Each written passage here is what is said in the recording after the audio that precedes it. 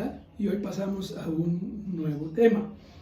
Estamos viendo varios movimientos contemporáneos, siglo XX, que no son necesariamente los clásicos que se estudian en la teología.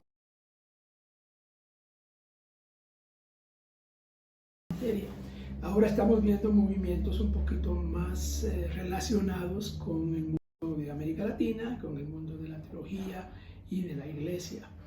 Ahora nos corresponde el tema de la teología conciliar en América Latina.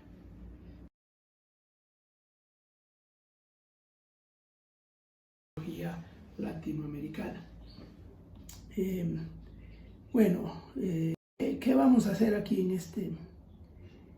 este estudio? Vamos a empezar hablando de la palabra conciliar, le llamamos teología.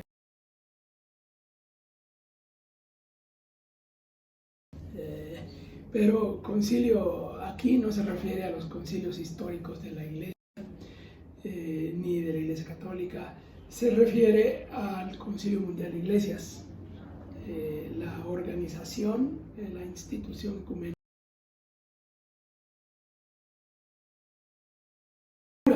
al movimiento. De ahí viene el nombre, por eso le llamamos teología conciliar. Y hablando de América Latina, pues, ¿cuándo comenzó la teología en América Latina? Algunos la americana, que es católico, en el año 1955. Recién ahí se celebró el primero. Y ustedes recuerdan, el segundo fue Medellín, en el año 68, que lo más después fue la teología de la liberación. Otros dicen que la teología latinoamericana se puede trazar su inicio en la publicación en español del libro de Juan Macay, El otro Cristo español. Juan 53 por primera vez. Y algunos dicen, bueno, esa es la primera obra formal que analiza cuestiones de América Latina. Y luego otros más, y pensando específicamente en el protestantismo ecuménico,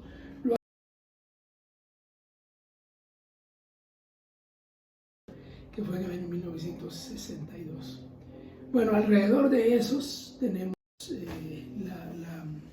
inicio, diríamos, de la teología o del protestantismo ecuménico. De la teología conciliar, luego los temas principales y después la influencia. Empecemos por las fuentes. Es toda una tarea ver estas fuentes. Vamos a empezar hablando de la teología europea como fuente de la teología conciliar. Ahí Karl Barth, por supuesto, es una influencia. Su dinámica dialéctica sobre eso impactó. Otro personaje es Bonhoeffer, por supuesto. Bonhoeffer es muy popular en los círculos protestantes en general, en el mundo ecuménico también. Hay dos obras de él que son particulares. Se llama una obra, y la otra que es su tesis doctoral, que es realmente de las primeras, que es Sociología de la Iglesia, que es un acercamiento científico, sociológico de la Iglesia en el mundo. Un teólogo importante es Jürgen Moltmann, con la famosa obra La Teología de la Esperanza, que estimula el pensamiento en los temas sociopolíticos. Bueno, hay otras fuentes.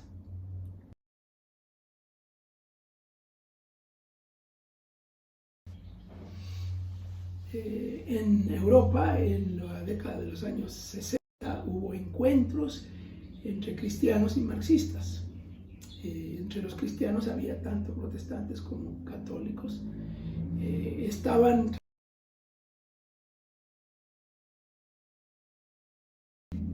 La idea es ver puntos en común, qué cosas estaban en común. No hay muchas cosas en común en temas religiosos, por ejemplo, pero en temas sociales y temas de justicia, bueno, sí.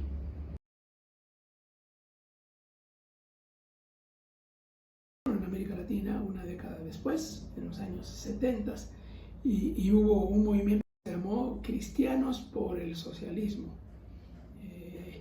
Igual había un diálogo con el mundo político, el mundo ideológico.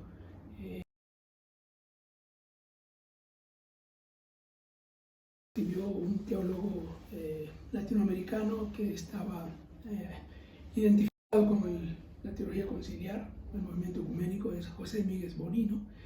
Él escribió un libro que se llama La fe en busca de eficacia. Y hay que optar. Y que la mejor opción para los cristianos es el socialismo. Bueno, ese es el génesis de la teología conciliar en América Latina. Por eso es que se ha asociado tanto con el...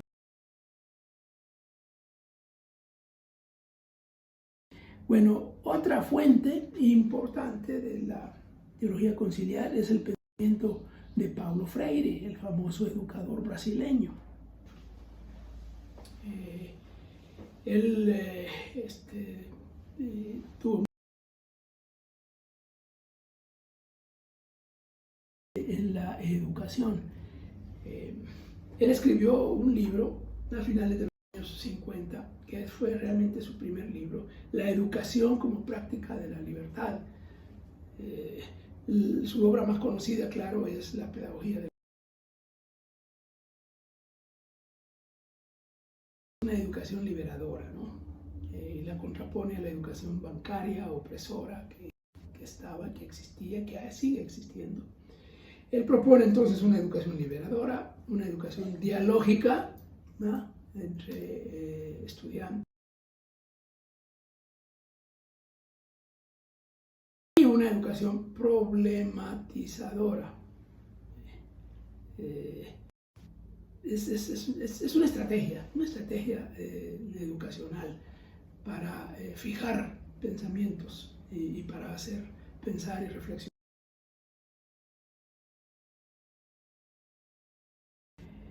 Otras fuentes. Ya el propio movimiento ecuménico europeo, el movimiento ecuménico nació en Europa. Y aquí estamos hablando de lo que sucede en América Latina.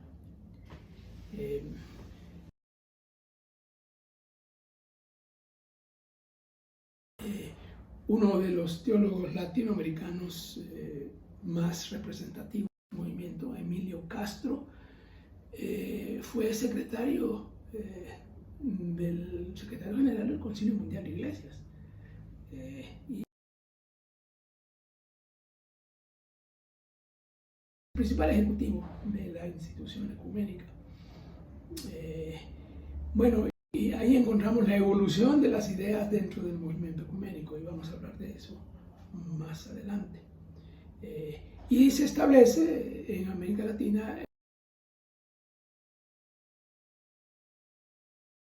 la sucursal del Concilio Mundial de Iglesias, el ecumenismo institucional en América Latina, con CLAI, el Consejo Latinoamericano de Iglesias, que es el representante institucional del movimiento ecuménico. Ese movimiento institucional, en América Latina por lo menos, en Europa y en el mundo sigue funcionando, pero también se ve que hay un decaimiento. No vamos a seguir hablando de esto porque